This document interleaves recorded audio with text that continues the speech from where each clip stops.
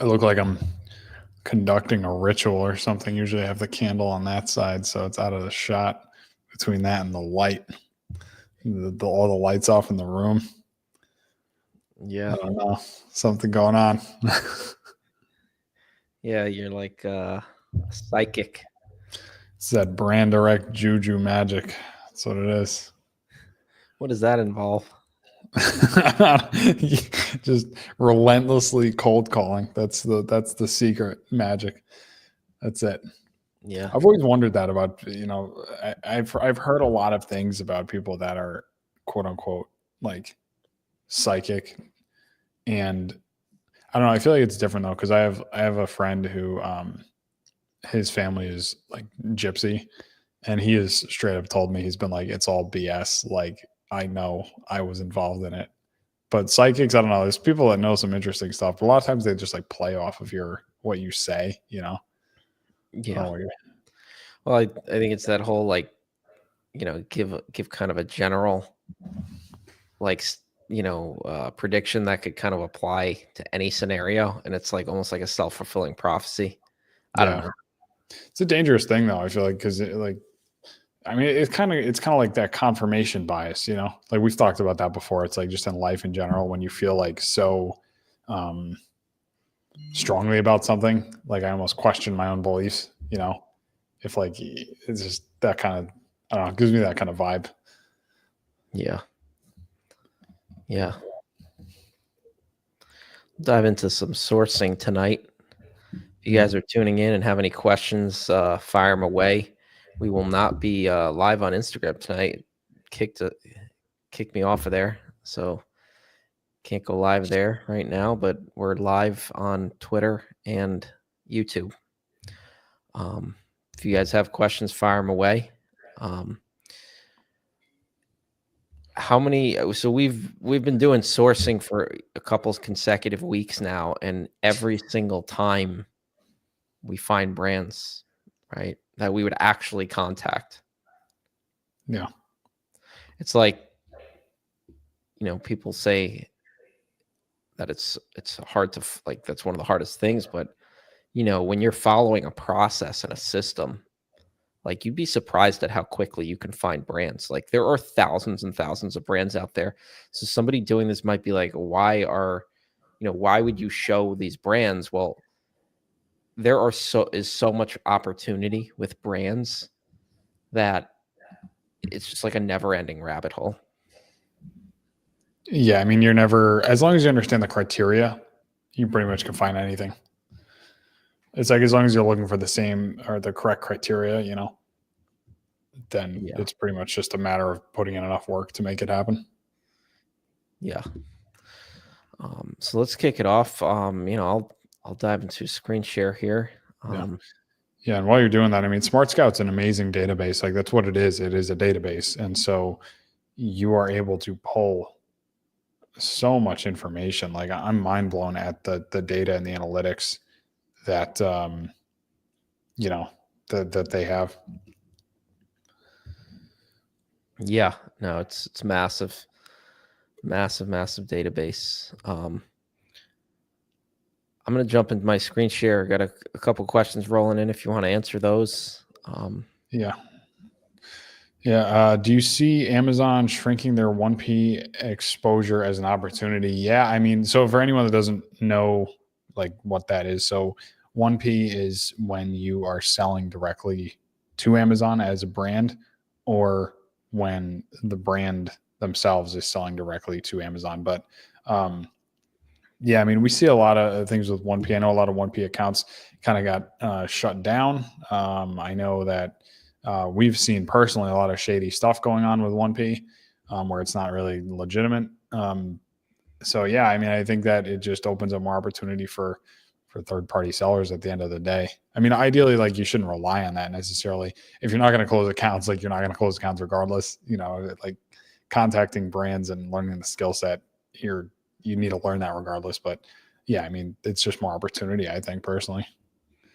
Yeah, I mean, you closed one that was, a short time ago. You closed one that was 1P, right? They were previously 1P. talking about today's? Was it today? Today, the account that got closed today, is that? Yeah. Yeah, they're 1P. They were 1P. Yeah. Yeah. Yep. Yep. I think that brands, eh, one of the biggest pain points that brands have with 1P that I've seen is Amazon is just impossible to deal with in so many different areas, like from an ordering standpoint to a, logistics standpoint, they're just a nightmare to deal with. And that's why a lot of them, a lot of brands do end up going, 3P with third party sellers. Yeah. I mean, I always say, and you can say this on the phone too, is like, I always use myself as an example. I'm like, when you have a problem with Amazon, you pick up the phone, you call Brandon. I'm like, who do you call when you're a 1P seller? Like, you're relinquishing all control. You have no sort of, there's just, you're basically just taking everything and giving it over to Amazon because they're not going to provide you with the same level of customer service, or, I guess customer service might not be the right word. I don't really consider myself a customer service rep for Yeah, the but brands. at the end of the day, brands are our clients. Like, a lot of people ask, like, who are your customers? Our customers are not Amazon customers. Those are like, our customers are not the people that buy from us on Amazon. Those are Amazon's customers. Yeah. Our customers are the brands that we work with, because those are the clients that we serve. Yeah. Next one here says, starting out, do you see value in targeting small local brands as well and taking a more boots on the ground approach? How would your strategy differ in that scenario? Yeah, I think there's a good opportunity to network within your local area for brands. But I would say, focus your attention on just the sourcing process we're going to go through here today. I think that it can be a little bit limiting if you're like exclusively dealing with local brands. But I think that there can be opportunity. We've found success with like local distributors, so finding a brand that's of interest on Amazon, and then, Googling distributors in your area, and then finding local distributors that you can really build a relationship with, maybe actually pick up from their facility. So there is definitely opportunity there. I would say holistically focusing on just the sourcing process in general. And if you happen to find local brands or, local distributors that you can work with as you're doing the process, it definitely can't hurt. Yeah. I mean, I think it also, it helps you kind of get an advantage though on in-person interactions, because like for us, I mean, when we were contacting brands at the beginning and everything, like we didn't go to trade shows for quite a while. Like we didn't go to industry events for quite a while. And so bridging that gap of like being on the phone is one thing, but then meeting people in person is kind of different. And so I feel like you can kind of get a leg up on people if you're doing that just on the basis of, like you said, I think it is limiting in a sense, but it's also a good approach on the basis of you get that person to person interaction, which you normally wouldn't get on the phone. So kind of an advantage there, I guess. Yep. Yeah, and you guys keep firing these questions. We are going to dive into a screen share as well here, just to show you guys the sourcing process. Next question, Akin on X asking, do you see any future exit potential for your business, or is it strictly a long-term cash flow play? This is an interesting question that I've pondered, more so over the past 6 months, just in kind of navigating and pivoting and ideating about doing private label and things like that. And I think that it's a very good question. I think that it's more so the latter for Amazon Wholesale. I think it's more so a long-term cash flow play, in the sense, you just kind of build it to milk it, so to speak.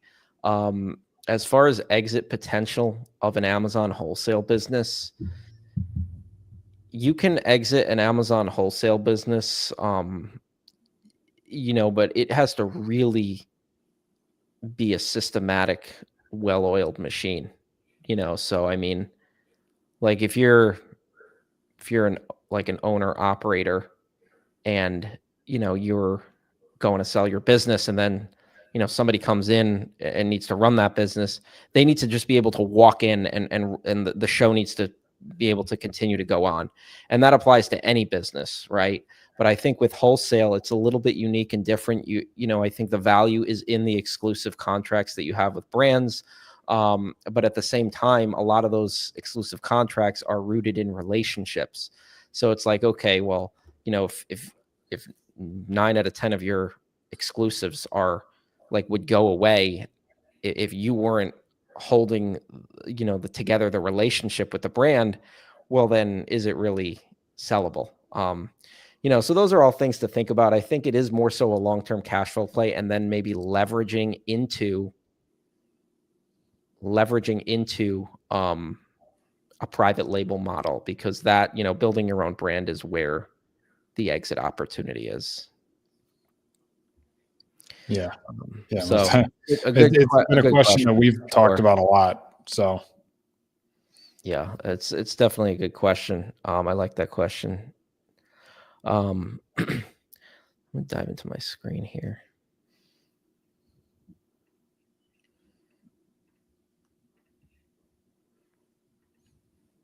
What's up, Jacob? What's going on? Can you see my screen? Yep, we can see it. Yeah, so if you guys are, have tuned in past couple lives, we'll run through a quick filter criteria. Main thing we're looking at is monthly revenue. So bottom monthly revenue of 20,000, and like a top monthly revenue at 300,000, 250,000, something like that. What else? Yeah, 2+. Yep. And we just do that so that we're filtering out, an exclusive relationship or something like that. Private label. Yep. Dominant seller country. Yeah. Yeah. We want to filter out China. I'm going to do the US. So we want US right here, right? Yep. Yep. Paul, thanks for joining. And we got what's next? Amazon in stock rate. Yeah, I mean, I like to say a max of 10 to 20% of the max. I mean, we found various success with, Well, it really goes back to that whole 1P thing, right? Yeah, exactly. So, I mean, you can kind of just, we can do it. Let's do 15 just because, right? Yeah. And these are filters that you can adjust as you're doing your sourcing. So nothing's set in stone here. Yep. We get to man apply in the chat says, in this business model, there are two main points: selling the brand on value and purchasing from the brand. I would agree with that. There is intangible value and there is money. And sometimes brands care about one and not the other.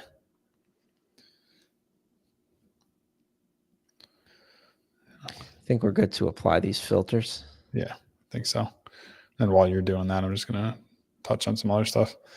Jacob says, what should I get from McDonald's? I'm going to defer. I'm biased to the, I usually, so to be fair, the last time that I had a McDonald's, I had it, that's a lie. I had it twice. I had it once when there was literally nothing else open. And then I had it when Brad and I came back from, what was that? It was a trade show. We got back at like 2-3 in the morning, right? Yeah, I think that was so. the only thing that was open. Yeah, my standard is like the double cheeseburger meal and then a 10-piece nugget, barbecue sauce. But to be fair, I've had it like twice in the last year and a half, so I'm not really a good gauge. Yeah. So I'm just scrolling here, and a couple things we look at, right? The main thing that we look at inherently in a brand on if it's of interest or not is three things: the price, what the average selling price is, the volume, how fast the product is selling, and if the listings and the brand presence is good or is not good. At an initial glance on SmartScout, we can look and see those different criteria. So we can see average price here. What is the average selling price? We can get an idea of the volume, monthly revenue here. And then we can also see if the listings are good or not, or if the brand presence is good on Amazon by the brand score here. And it's not an exact metric, but it gives you a good guide to potentially like scroll through this, and like something that might pique interest, so to speak, is you're looking for that discrepancy between what the brand looks like on Amazon and the volume. So if like the volume is really strong and it's selling super well, like we're talking $250,000 a month here in revenue, and like their listings are terrible, they have tons and tons of sellers, like that is the gap where something's not adding up, telling us that, hey, they have a great brand, they sell a lot of volume, so there's opportunity for us to make a lot of money in this. But there's also opportunity for us to provide a lot of value because they clearly don't know what they're doing on Amazon. Yeah, and as you're scrolling through there, just looking for some stuff. The chat here says, upon initial contact with the brand owner, do you tell them that you'd like to open up a wholesale account? What if the initial contact you try to sell them on the point that you want to improve sales and advance their brand and product as a whole? So kind of just like simplifying that, the first call is literally just like, we're looking to open a wholesale account and obtain a price list. And if you're faced with objection, then at that point, you're going to respond to them appropriately by providing value or overcoming objections. Next question says, have you guys had any success in negotiating prices directly with brands? Absolutely. The more volume you purchase in, sometimes brands will be open to that. You can do one of two things. You can either get rid of sellers to raise the price, obviously within reason, or you can, try to negotiate for price discounts. But don't do that on your first call, or even probably your fifth call for that matter. It's got to be about the relationship. You want to give and not ask. Yeah, and in order to negotiate volume, like when we're negotiating pricing, we will always approach it from a value add standpoint. So, you don't want to approach that conversation and being like, hey, I need like what you want. You want to approach it on what you can give. So we're going to focus on, how much volume do we need to be doing? Like, what is the quantity that we can purchase in order to be here? And we've shown brands and distributors like the revenue calculator, and just kind of breaking it down and saying, hey, here's where we're at. Here's where we need to be.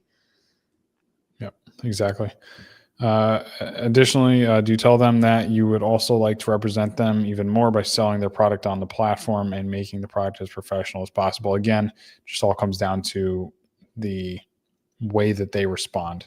So, if they're responding to you and giving objection, obviously you're going to provide more value and just play off of their emotions essentially. Yep. Finding anything good here? Like, well, I got a product here, a taco circulator pump. This is a good product because it's checking a couple boxes for me. Spit out my drink. They have a funny brand name for what the product is, but I mean, look what's going on here, right? So this is example that gets me excited. I'm already getting excited here. 139 sell price, high sell price, 200 plus bought in the past month. So not like insane volume, but pretty good for the sell price. And it's clearly like kind of just went out of season, right? So it's selling way more in peak season. It's selling like probably 1,000 units a month in peak season, right? So 1,000 units a month at $138, it's really not too bad. And granted, it's seasonal, but I mean, I love seasonal products. We'll sell seasonal products all day long, and just make a ton of money with them. What do you think about this listing? I mean, the first thing immediately sticks out to me is that this brand looks like they have actually a problem based on the amount of sellers that I see. Yeah. So, there's like a fine line, I think, for me personally. Like when I look at a listing, I don't know if you're the same way, where it's like, is this just something we should stay away from because it's just competitive and there's a lot of sellers on the listing, or are there so many sellers on the listing that you're like, this is a distribution issue? Yeah. I mean, anything with this number of sellers on the listing, like we're going to approach the brand from a value add standpoint. Right. Surprisingly, the price has stayed very consistent because generally what we'll find is an inverse relationship between the number of sellers on a listing and the price. Meaning as sellers goes up, prices tank. It's simple supply and demand. So, I mean, the first step for me would be to approach this brand going into the call. And that's one of the biggest things why we look at these listings, while we're making the call, is that going into the call with that knowledge and understanding that, hey, they may tell you we're not interested in taking Amazon sellers. No, like no way. But there's 35 sellers on Amazon. So it's like that discrepancy that we're looking for. Yeah. And you can just ask questions, I mean, a lot of times, I've had conversations where the listing looks just like this. And then you're like, want to sell your product. And they say, oh, not on Amazon. We have an exclusive seller. And I go, well, hold on. There's 30 sellers selling your product, and you can kind of open the door on the conversation like that. So yeah, I mean, this immediately speaks to me as there's something going on. Yeah. And it's, just you accomplish and you make advancements on the call through asking questions and listening and uncovering and asking these calibrated questions that are really guiding them into the palm of your hand. You're kind of guiding the question with how you're phrasing it, your tonality and what you're saying, with moving them towards where you want them to go. Yeah. Just guiding them in the right direction. Because at the end of the day, like what we're talking about is not a Amazon specific issue. Like the things that we're talking about as solutions might be Amazon specific. Hey, we're going to do this, we're going to do that, relating to Amazon, but the overall goal of it has to do with their brand. And that's really the difference in why we say we are a strategic brand partner, is because we are looking at the brand as a whole and then we're just implementing it through Amazon. Yeah. Yeah. Listing's not optimized either. I mean, so this is kind of like it's like a, I mean, maybe they sell to, like, I got a feeling they sell to a lot of distributors based on what the product is, so that might be why there's a lot of sellers on Amazon. So just, that's a perfect example of a brand that we would contact. Yeah. The other question I have about this thing, and obviously it probably doesn't matter because it's $139, but this thing is cast iron. So this thing is probably extremely heavy. I don't know if that's in the, no, it's not. I would guess that this thing is close to 15 pounds at least. Could be. Yeah. Could be. I mean, you could still probably make, based on the sell price, I think you make money at that, Right. Yeah. I mean, it all starts with contacting the brand. So like we never do an over analysis on this phase of a listing. Like, I mean, how long does it take when you find a brand in SmartScout, you open up the listing, how long is it going to take for you to just be like, all right, I'm going to put this into the spreadsheet? Like 10 seconds. Yeah. It's 10 seconds, and now we have VAs that do that, but it's like, once you have a set process and you really understand what you're looking for, you really only want to look at these things for a maximum of 10 seconds, because you're going to look at it again when you're on the phone with them. And then if you get a price list, you're going to look at it again when you go to analyze that price list. Yeah. So there's also an issue in the style. If you look at that, that's definitely not correct on their style right there. That is a random string of letters after the. Yeah. So that's obviously a listing issue too. Yeah, we got a couple other things here. Let's see. This looks like an as seen on TV type of product. Yeah, well, you got the brand on it, so that's an immediate no. I'll take a quick glance if there's other sellers, and it looks like that is in fact not the case. because we will sell on listings where the brand is on along with other sellers. We'll never sell on a listing like this where the brand is only on. A lot of times when you see these types of lightning deals, it tells me it's kind of like maybe a Chinese product, because only Chinese private label products can like sell their product 50% cheaper, Yeah, so that's it's big of a like, margin. yeah, so we'll close out of there. Let's see, what do we got here? Looks like we got a few sellers on these listings. Yeah, and just to like reiterate that, like if the brand is on the listing but they are not undercutting everyone else, like if they are if they're competitive with the other sellers, then it might be an option to sell on it. But if they're the only seller or they're significantly cheaper, it's just not an option. Yeah. I mean, what do you think about this? I mean, I think at a first glance, it's a little bit optimized for my liking, just meaning that if we contact them, it's going to be a little difficult to add value to that. But the volume to me, it says there that 3,000 plus sold. Maybe that's interesting. It seems like it's wow. This product's only been on for 131 days. That's unbelievable. Yeah, they have a really good listing and everything. So this is an example of one we might reach out to, just, Take a shot. knowing that we're not going to probably be able to provide a whole lot of value, because they look like they have a pretty cohesive presence. They even got like virtual bundles here, so they are clearly know what they're doing on Amazon. They're doing a good job. But something just seems slightly off because there's a few resellers on there. I Yeah. mean, maybe they're authorized. Appears they might be authorized because they have pretty strict pricing here based off the Keepa chart. But yeah, I mean, doesn't hurt to contact. Every time there's been times where I'm looking at a listing, I'm like, I'm not going to contact these guys. Like, this is no Yeah. way. And then I contact them, and like a positive results from it. So Yep. I'm like, I hate to look at something and say don't contact them, because I've just had I the agree. opposite experience so many times. Yeah. So if what episode is this? 40? All right. So if you watched the last 39 episodes, you could just throw all of that out the window. No, but it's not like a hard and fast rule, right? Because like we say things that we're looking at it from the perspective of like what is going to give you the most optimal chance of closing that account. At the end of the day, we have both contacted accounts that look like this or are even better than this, and we have gotten the account, we've gotten positive results. And on paper, you would say, absolutely not, I'm not going to contact them.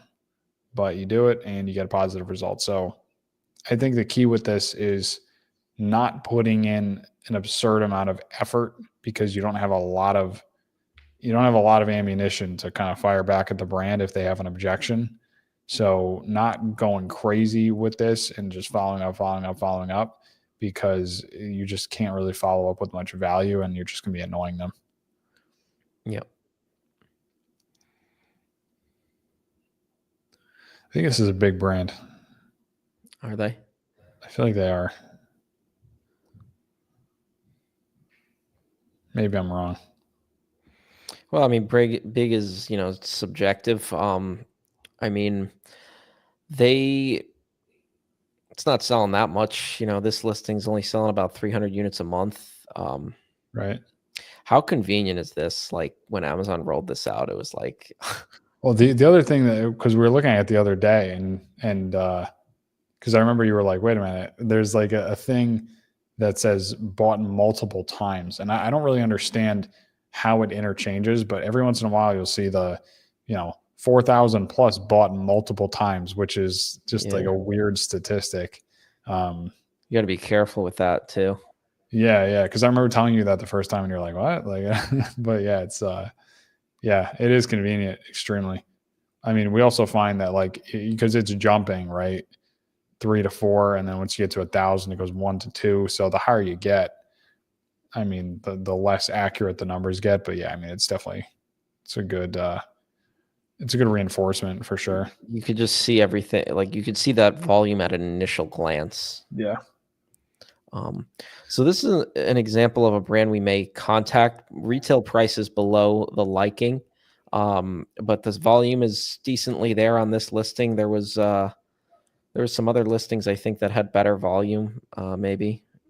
So we had this one at 700 units plus bought. It's saying only one FBA seller, so we might want to look into that a little bit further. Yeah. But there are 4 here. So again, nothing like crazy jumping out at me here, but does not hurt to put them on the list. Yeah, and let's look at that real quick where Amazon's on the listing there. As we can see, they're non-competitive. And we know that because they are above what the buy box price is at.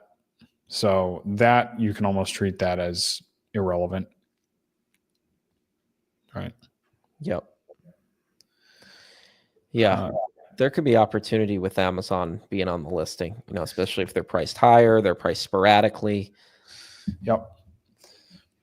It says, are brands responsive often if they're on the listing and you want to hop on, or was it a rare occurrence when you contacted them? I mean, I don't know. I think it kind of depends on the situation, really.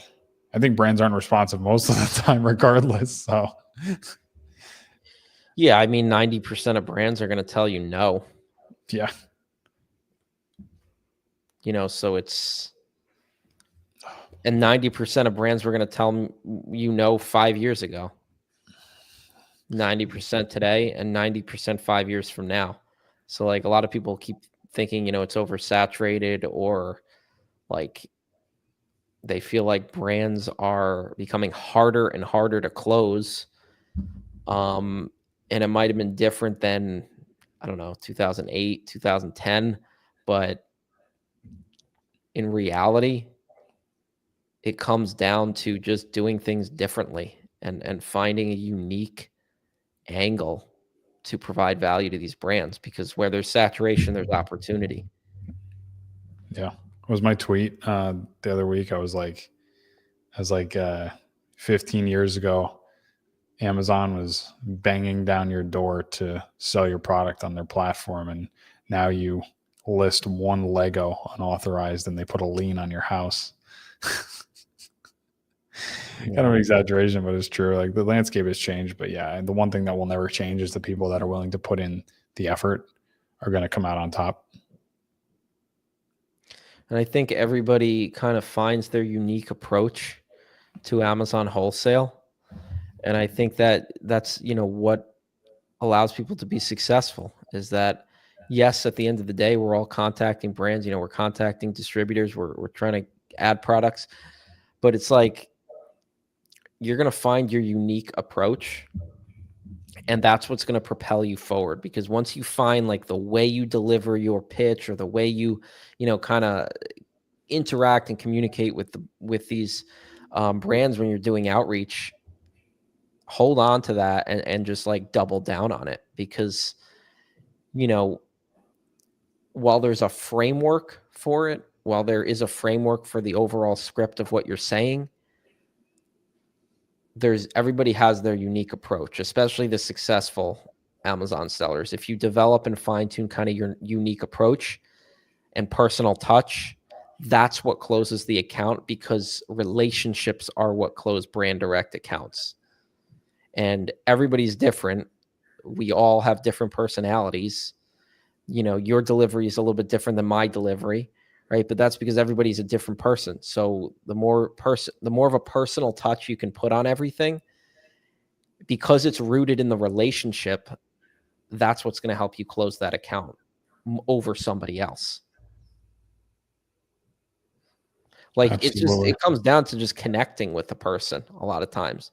Like, you could call someone I don't connect with, but I could call someone you don't connect with. And same goes for anybody else watching this, so doubling down on that element of it and understanding that this is a relationship business. Yeah, absolutely. It's more important than anything else we talk about. If there's a single piece of information or advice that you ever take from the videos, it is that the relationship is more important than anything we talk about. doing all the other stuff we talk about is just a means to getting that relationship going. Yeah, brands will like drop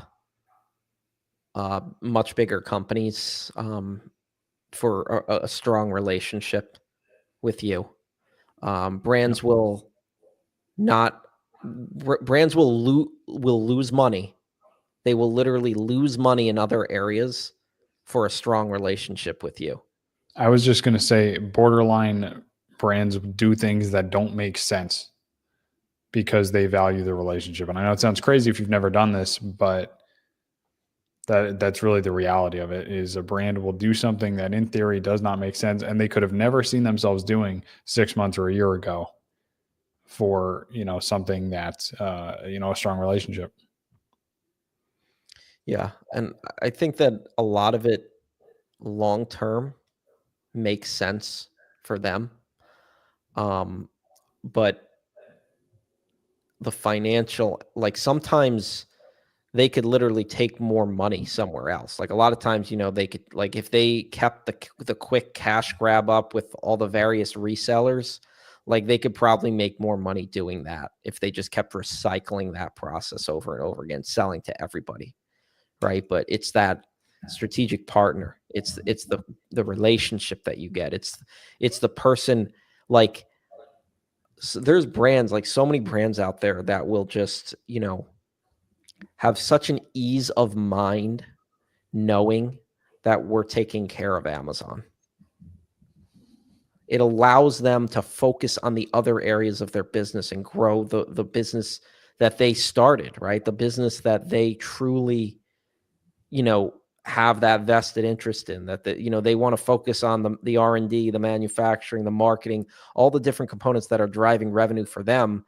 And Amazon is just has been a time suck for them. It's just been a headache, a nuisance, right?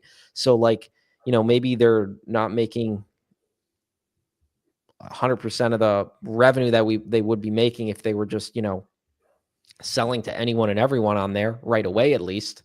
But they're doing it for the relationship, the strategic partnership, and the long-term growth potential. Yep. So, leaving it at that, that's the biggest thing.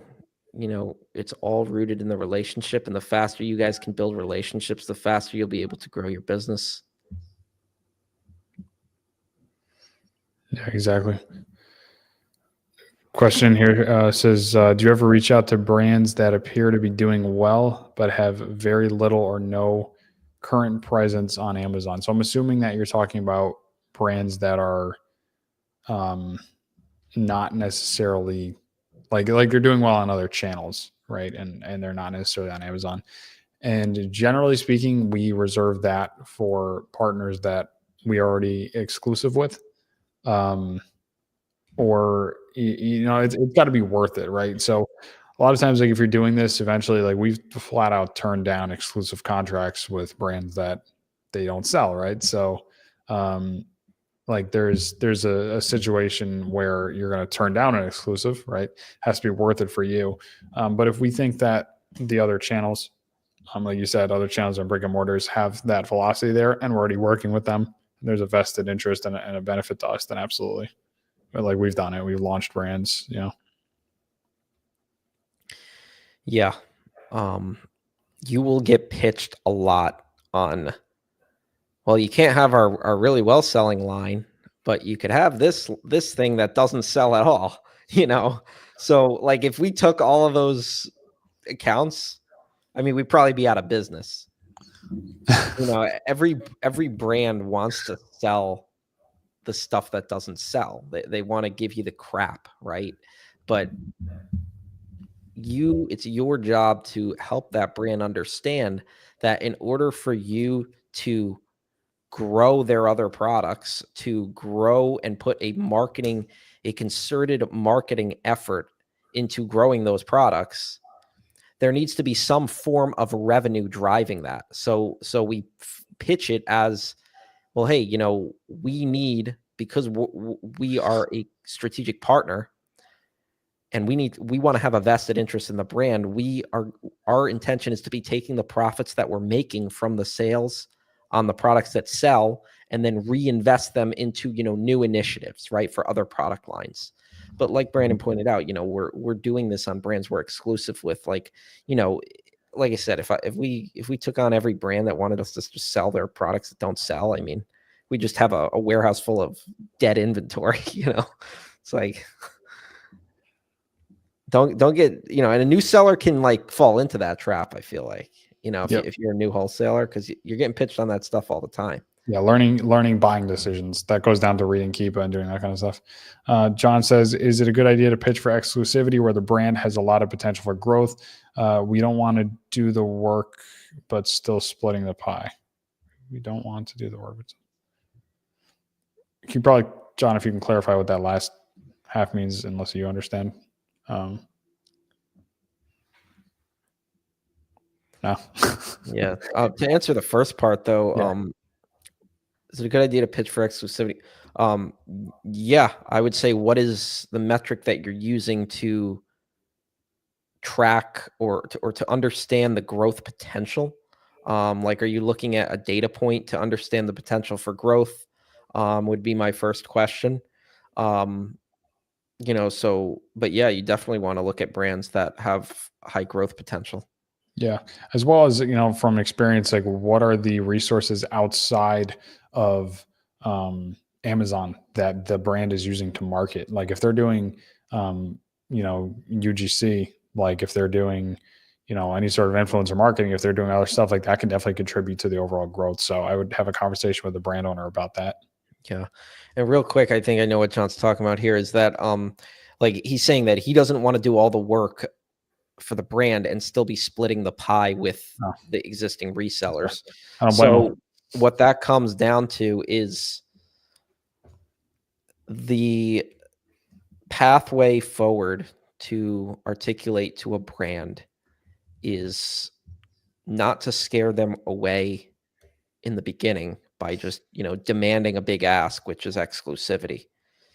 The pathway is, like, if I were to break it down into a few steps, is to make a purchase, get your foot in the door, start buying their products, assuming they're profitable. You don't want to be making all these purchases if products are not profitable.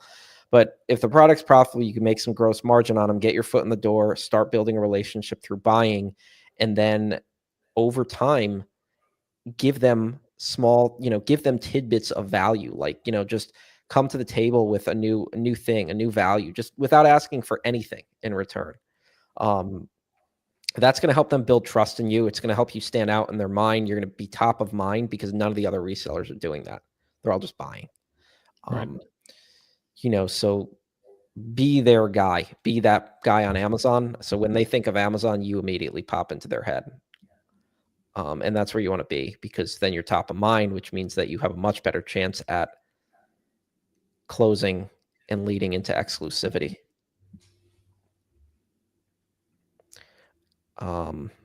Yes. Yeah, that was a follow up on the, yep. Hey, what's up, guys? Here's my situation. Research 50 brands per day, but out of these, only 10 to 12 are eligible. The rest, Amazon says your account doesn't qualify. It's really frustrating because I'm unable to sell 40 brands, which significantly reduces my chances. Registered under US, was created Pakistan account. Maybe that's an issue. It sounds like a gating issue, maybe. Yeah. Yeah. I mean, the key to that is, I guess it would be what type of brands are you reaching out to, right? Like if they're those large brands, then yeah, you're going to probably be gated as a newer account, regardless of where the account is from. But again, with a model like Wholesale, you should be, and actually have to be, unless you want your account suspended, getting the product from authorized distributors or authorized, the brand themselves. So if you do that, you should be getting invoices from those manufacturer, distributor, brand, at which you would submit that to Amazon, and you will get ungated if it is a legitimate invoice. I don't know of any situation in which you receive a invoice that is legitimate and do not get ungated. So, you could always place a small test order once you determine the pricing and the profitability and all of that. Yep. Question here from Linus. Do you have a brick and mortar store? The answer to that is no. A lot of there's wholesalers out there that will like partner with brick and mortar stores, and maybe partner based off of like some kind of a commission, or even build it up to where you can own your own brick and mortar store. And we kind of have like we've went like thought about that path. But I think it's a way more efficient path to just market yourself as a strategic partner, you know? If you could own any store, what would it be? Like, give me like a category because I know what mine would be 100%. Probably maybe a supplement store. Supplement? Oh, I'm going coffee shop all the way. It's not really a brick and Yeah, mortar, that's but actually a good I point. guess it Yeah, might be a brick coffee. and mortar. Is that? I guess it's considered one, but um, Yeah. yeah, But that's the thing is brick and mortar is a good strategy, but I think it just comes down to, finding your path. Like I think it's a more efficient way to be a strategic partner. Stop being afraid of telling brands about Amazon and start like flip the script. We talked about this last time on last week's live, right? Like the brand, or you're approaching most people, beginner Amazon sellers, wholesalers, they're approaching the conversation and the brand is up here and you're down here, right? Leveling the playing field and bringing yourself up to where the brand is. And you do that by presenting yourself as the expert, the strategic partner, because that's how you add value, right? And now the brand's listening to you because they think you're on their level. So that's it. Good stuff yeah, today. We have, yeah. I just want to follow up on that question there. It says not about ungating. When I submit an ASIN to apply for ungating, it says your account does not qualify. I just did a quick search on that, and looks like other people are dealing with the same thing, that there is a brand restriction. Um, if you haven't reached out to Amazon support about it, I would reach out, because this person has the same exact thing on here where they're saying that they were out of the US when they created the account. And so it might be your location based on where you are. So I would contact seller support about it. yeah.